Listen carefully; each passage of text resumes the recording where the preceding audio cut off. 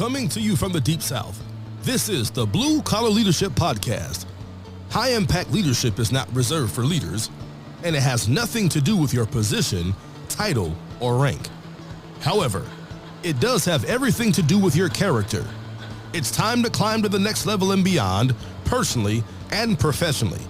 Now, let's start making it happen with your host, Mac Story. Hello, everyone. This is Mac Story with the Blue Collar Leadership Podcast. So I'm publishing this special episode today to introduce my latest book number 13, and it's also the 5th book in my Blue Collar Leadership series. And I just published it. It went live on Amazon last Saturday. So it's just a few days old as I'm recording this podcast. But the title is Blue Collar Leadership and Culture. The subtitle is The 5 Components for Building High-Performance Teams. And basically what this book is about is I wrote it to help top leaders understand how to transform their culture so they can win the labor war, so they can become a sought-after employer of choice. It's not just a book to help people get a little bit better. It's the way that a leader has to think to transform their culture. Because one thing I know is it's easier to compete when you're attracting great people instead of searching for good people. And that's one of the things. Rhea and I travel all across the United States talking about leadership development. And one of the things we hear more than anything else from leaders at all levels, we just can't find any good people. And so I actually kind of talk about this a little bit in chapter 3 in this book, Blue Collar Leadership and Culture. In the subtitle of the title of the chapter is actually The Impact of Culture. The subtitle of the chapter is Those Who Work There Will Determine Who Wants to Work There. And that's what this book is really all about. It's about helping a high-level leader understand why their culture is important, understand what they need to do to develop a high-impact culture that will support a high-performance team, and then how to actually do it. So this book is a tool, it's a resource, it's a manual, it's a roadmap, it's a guide. And I wrote it specifically for the top leader who's never led a cultural transformation. Maybe even a top leader who's never even heard of leadership development and really studied it. Because I meet a lot of those leaders, a lot of top leaders, a lot of business owners around the country who've never really heard of what I talk about because they focused on the work. That's not a bad thing, but it makes it hard to find good people if your culture's not where it needs to be. So I want to share a few things that I hear a lot of. And in chapter 3, I talk about it. And I say, listen to the voices of leaders who are losing the labor battle. And this is some of the things they say. And I hear it all the time. We just can't find any good people. I hear that one probably more than any of them. We just can't find any good people. As if there aren't any good or great people out there. Think about that. We just can't find any good people. As if there are not any out there. They're out there. They're just working somewhere else. I don't say it like this, but I want to say it like this. Hey, Mr. Leader, or hey, Miss Leader, there's a reason you can't find good people. It's because of who you and your organization are. I don't mean that in a bad way, but it's the truth. Sometimes people need to hear the truth. I remember reading when I was in my teens on a sign, if the truth hurts, it probably should. But I don't say this to offend you if you're a leader and you can't find good people. This book is to help you understand why, the dynamic of culture, what that means. Another thing I hear a lot is, especially today, due to the low employment rate, there just aren't any good people left. As if the only people who can be offered a job are those without a job. Think about it. Due to the low employment rate, there just aren't any good people left? Who says we can only hire people who are unemployed? Why can't we steal some good folks from another company? Happens all the time. People leave one job and go to another job. There are a lot of leaders out there making a whole lot of excuses, like we can't find good people. They're everywhere. That's a leadership problem. The unemployment rate's low. There aren't any good people left. That's not the truth. There's good people all over the place working somewhere else. Why can't we attract them to our company? Another thing I hear, in today's labor market, those who want to work are already working. And it's kind of just like I said, they say that as if those who are working at one place can't decide to work at a different place. These are really just excuses. These are excuses leaders make to cover up for their culture. Because when it comes to attracting top talent, it's all about the culture. Any organization out there, any leaders out there who can't find good people, they got a culture issue. That's all there is to it. Because we serve and support a lot of very well-led organizations. They don't have a problem finding good people. They don't even have to look for good people because they're attracting great people. And that's what this book is. It's a roadmap to help you understand what I'm talking about. Because a lot of people don't even know. It doesn't matter what level. They may be the CEO or the business owner. They may have been in business 20, 30, 40 years, 50 years. But they ain't got into this stuff. And they're fighting the battle. It's tough.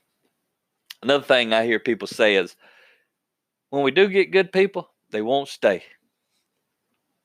As if the problem is always with the good people and never with their leaders. If an organization is able to attract some good people, but they won't stay, another indicator of the culture. The better developed a person is relative to character and competency, the more they expect from their leaders.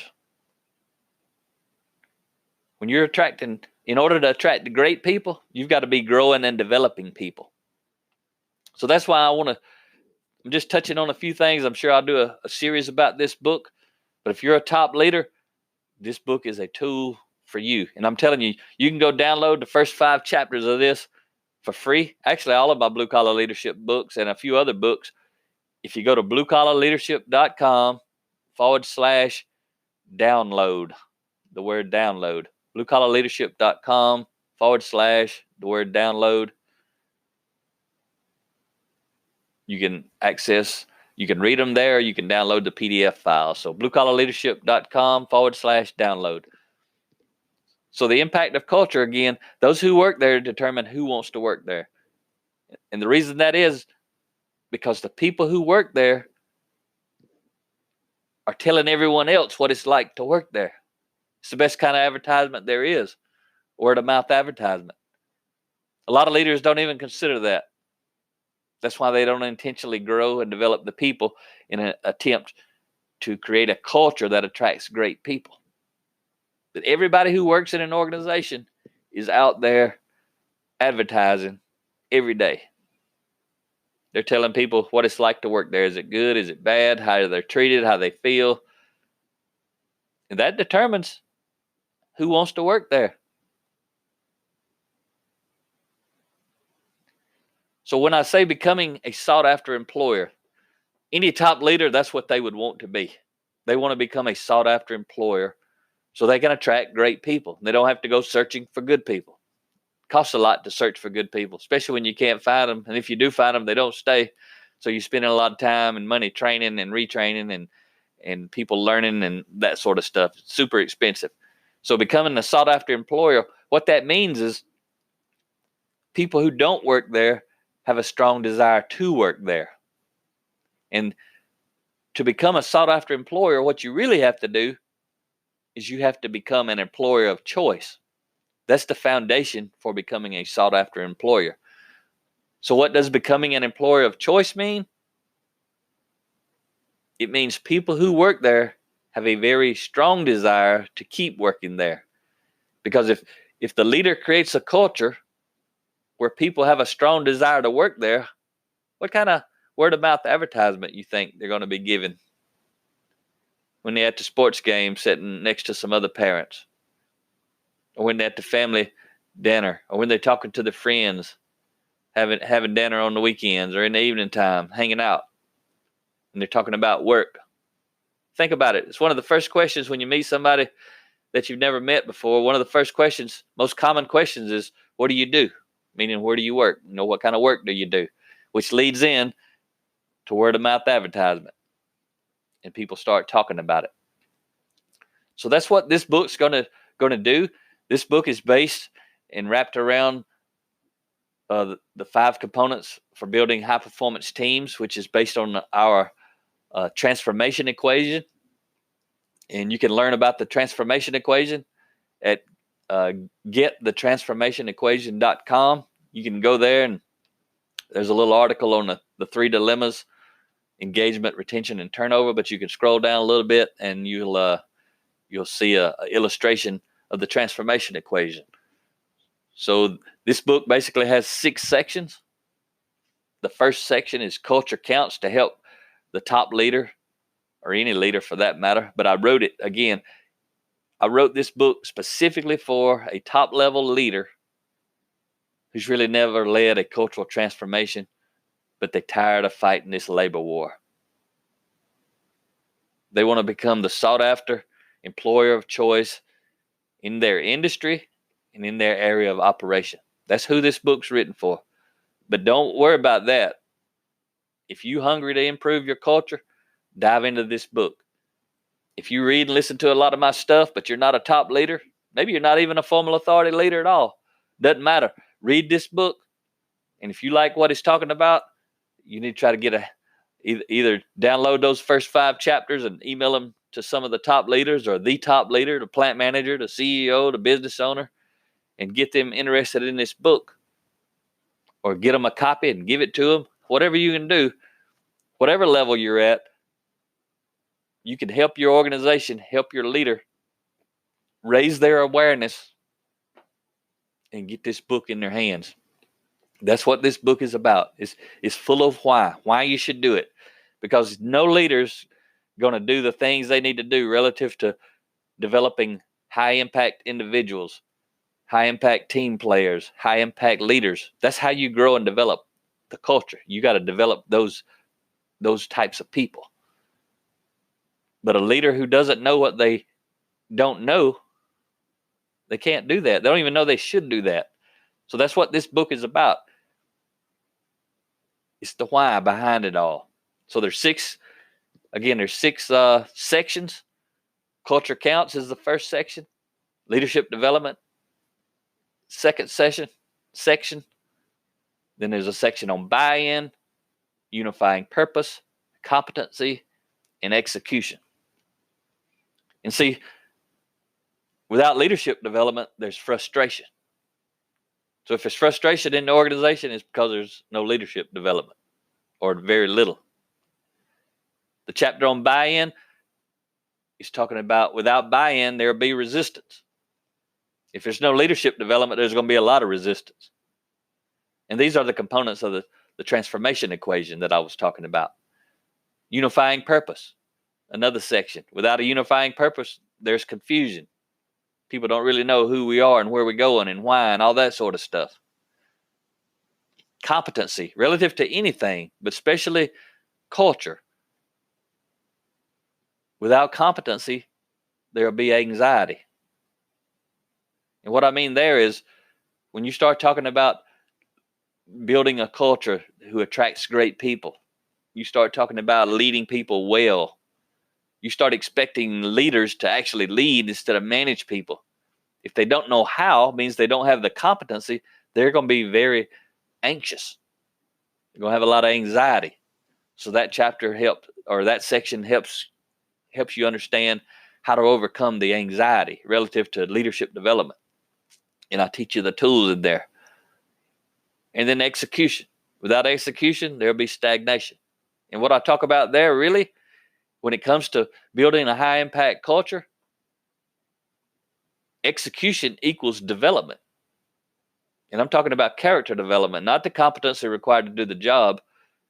See, culture is about the people. It's not about the processes and the service. Culture is all about the people. And culture is actually the cumulative values, the collective values of everyone in the organization. That's what culture is. So if you want to improve the culture of an organization, you've got to get people to buy in to changing their values, because I can't change your values. You can't change anyone else's values. All you can do is inspire them to change their values. And that's what this book is about. This book is purely written to motivate and inspire leaders, especially top leaders, to consider changing their values. It tells them why they should do it. It tells them what they should do to change their values and their team's values. It tells them how to do it. Different methods. And I give a lot of links to resources. That's why I say it's like a tool. Because at the end of some chapters, whatever I was teaching in that chapter, I'm going to say, here's a link to a resource I provide for you to do that. When I talk about developing high-impact individuals, I direct the reader to learn about my blue-collar leadership leading from the front lines book, the book I wrote specifically for developing high-impact individuals. But the chapter is talking about why you do it. Because I got a whole nother book about how to do it, but I tell you in the book which book to go read. So we got a lot of different resources. So I've made this a little manual, so when a leader gets done reading this book, knowing why to do, knowing how to do, knowing what to do, all that's covered. That's no longer an obstacle or an excuse, if you want to call it that. All you have to do now is take action, because I've given a roadmap. So if you're a leader at any level and you're tired of looking for good people, give this book a shot. I had someone read it recently. They read the first 5 chapters, and they said, I got to get this to my boss. I got to get this to the top leader, because I think this will change their mind. And the reason they said that is the top leader is not really bought in. That happens a lot. A lot of times people are bought in at the lower levels, but the top leader is not bought in, so a lot doesn't happen. So this is a resource for you if you're one of those people to get it up the chain. You read it, you mark it up, you think about it, and then you leverage your influence to lead up. You see if you can just get them to read the first section. 6 chapters in there, but the free download that I give you is the first 5 chapters, but that's enough. It's all about the why. If you're a leader, read those first 5 chapters. If you're not a leader, read them and get them to the leader. And hopefully all of you together can create an environment and a culture where people who work there have a very strong desire to keep working there. You do that, and you do it long enough, and it's real and it's authentic, you're going to be attracting great people. And I'll give you an example. Now, I write about it in one of the chapters in the book. Chick-fil-A was a client of ours for 3 years. And there was an operator or what you'd probably call an owner, but Chick-fil-A calls them operators, the guy who actually, or lady who actually operates a specific Chick-fil-A in a specific city. So this town had about 30,000 people. And Chick-fil-A's been doing the kind of stuff I write about in this book. They've been doing it over 50 years. But the operator, the owner, was telling me when he had a frontline entry-level position, cashier position basically was what he was talking about, come open, he had over 250 applications. And if you've ever been in a Chick-fil-A, you know they don't have a problem attracting great people. It's because of their culture. All the great, well-led organizations are like that. They attract great people. Their challenge is figuring out which one of the great people to hire. And at the same time, their competition is all around them saying they can't find good people. Right across the street, you can walk over there and walk in, and they would provide the evidence to support the belief. The way you would hear people talking behind the counter, how dirty or unclean the place may be, or how the service is not so great. But right across the street, Chick-fil-A's got good people, all ages, all colors, everything. There's no problem. They don't have problems. That's what this book is about, trying to help you, show you how to create that environment, that culture. But it's not just going to happen. It's not going to be easy. Climbing the culture mountain, that mountain's steep, tall, and there's a lot of challenges. But if you want to stand on the summit of the culture mountain and see what it looks like to be up there on top, winning the labor war, you got to pay the same price as everyone else. So I hope you think about getting this book for yourself or for your leaders and diving in. It'll be on audio probably in the next month or so. Like I said, I just released. It's on paperback, ebook now, and it's being recorded. So won't be too long. Have an audio out on that. Just wanted to take time this morning and let you know it was out there. A lot of times I hear people, I didn't know you had a new book. So I wanted to share a little bit about it. But I'll be talking about it when I finish the series on blue-collar leadership and supervision, which I'm in the middle of right now. When I finish that one, there's probably a strong chance I'll do a 30-part series on this book, because I think this book is the one that's going to get a lot of leaders interested in the other books, which means they'll start developing their people. So I'm real excited about this. We'll actually be up August the 1st. We'll be in Washington, D.C., speaking at the Towing and Recovery Management Summit in Washington, D.C. And then and we'll be talking about this book, this content. And we're also already scheduled to talk about it in Atlanta, Georgia at the World Congress Center at the National Glass Association glazing forum for executives. So we'll be speaking there several times. That's in September 17th, I believe. And so we're already getting out and talking about this content. But I'm really excited to see how it's going to be received, especially by the top leaders. If I can get the top leaders interested, we can make some amazing things happen. So help me, help your leader. And if you're one of those top leaders, dive into this book. I think you'll see things in a new light. I share a lot of insights and I promise you, I'm going to help raise your level of awareness relative to culture and the impact it has, not only inside your organization, but outside your organization. So thanks for listening to the Blue Collar Leadership Podcast. Hope you have a great day. Talk to you next time. Make it happen or someone else will. It might as well be you.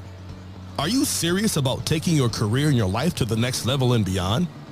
Check out Mac Story's Blue Collar Leadership series books and others, now available on audio, along with paperback and ebooks at Amazon, iTunes, and Audible.